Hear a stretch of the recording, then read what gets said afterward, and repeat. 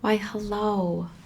Welcome to Elberon, New Jersey, our family vacation home, and also the last days I spent with my father.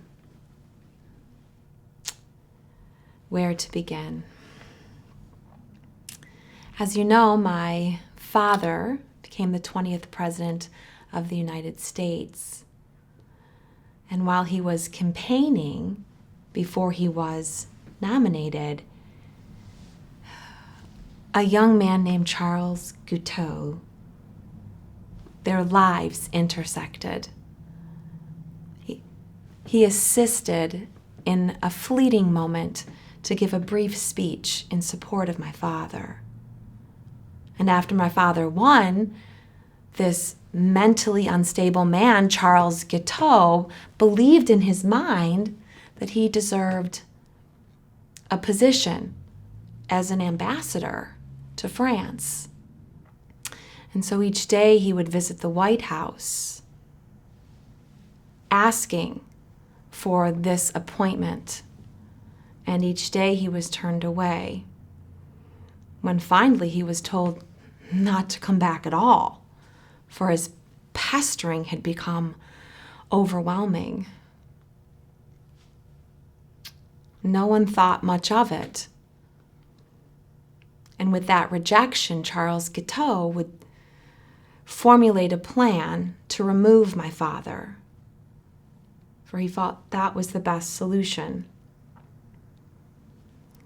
So on what was supposed to be a wonderful day, my father was planning to come home. Charles Guiteau shot my father at a train depot in Washington, D.C. He was rushed back to the executive mansion, surrounded by doctors. He would spend days, which turned into weeks, which turned into months, the doctors prodding and searching for the location of the bullet. As we watched his health deteriorate, my mother and I were at his bedside.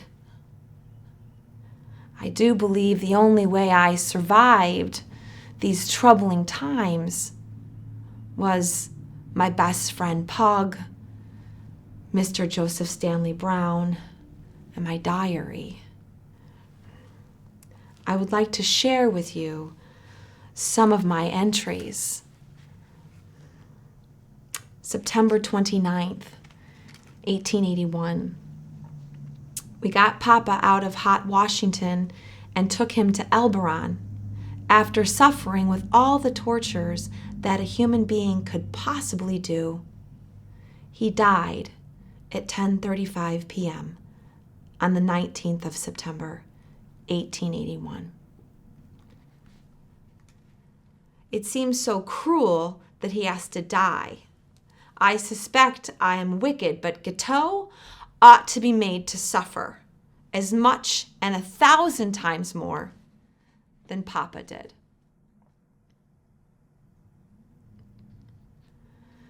Those days seemed to stream together for me in Elberon by the sea, the same place that my father had taken my mother when she was suffering from malaria. She nearly died. The hope was that the sea air would rejuvenate him, but with each day, his temperature would rise and fall and rise and fall as the infection intensified. My mother was so brave and resolute through it all.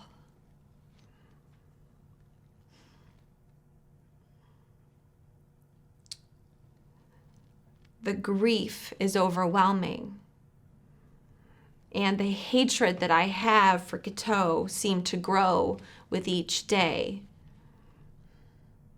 Would you believe that a year after my father had passed away, Guiteau's sister had the audacity to visit my mother at our Cleveland home?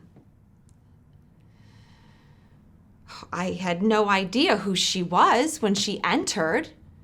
She used the name Mrs. Smith. When, of course, her identity was found, my mother refused to see her. I just think back to her feverish look in her eyes. I even journaled about it. On June 29th, 1882, his sister came here to Cleveland under the name of Mrs. Smith to come here to see Mama.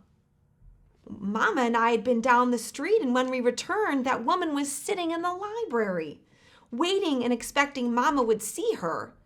When Mama found out who she was, she of course sent word that she would not see her.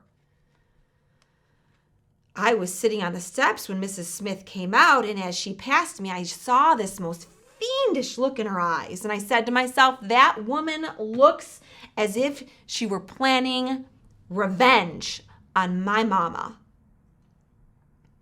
When I found out afterwards who it was, I could see then the same look I had seen in her brother's picture. Ugh! Whenever I think of any of those people, my blood just boils up in my veins. I could just tear them all to pieces. Such a difficult time trying to process losing my father. But I wanted to be brave for my mother. She was so brave and resolute and strong. I remember writing in a diary, December 31st, 1883, how my thoughts fly back to the happy times when Papa Darling was with us. About this time of year, one would hear his dear voice humming the words, "Ring out wild bells," and then "Ring out the old, ring in the new." It was a tune he made up himself. Mama says that it was a peculiar characteristic of Papa, and always unconsciously, too, he would begin about Christmas and New Year's to sing that little song, "Ring out the old, ring in the new." I miss him, my dear father. But still, we cannot bring him back. So we must go on our daily works and pleasures without him. What comfort I would have taken with Papa could he have just been spared to us.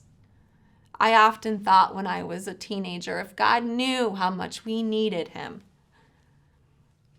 I don't think he would have taken him. But there's nothing we can do to bring him back. So we must say to our great comforter, "Thy will be done."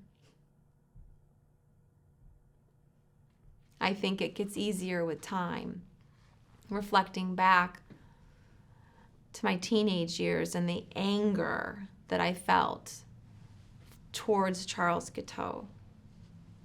The grief doesn't go away, you just learn to live with it. And it's helpful to forgive.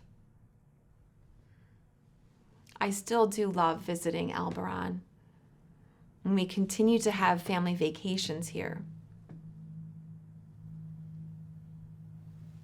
But I do miss my father so. Thank you so much for stopping by and sharing these memories with me.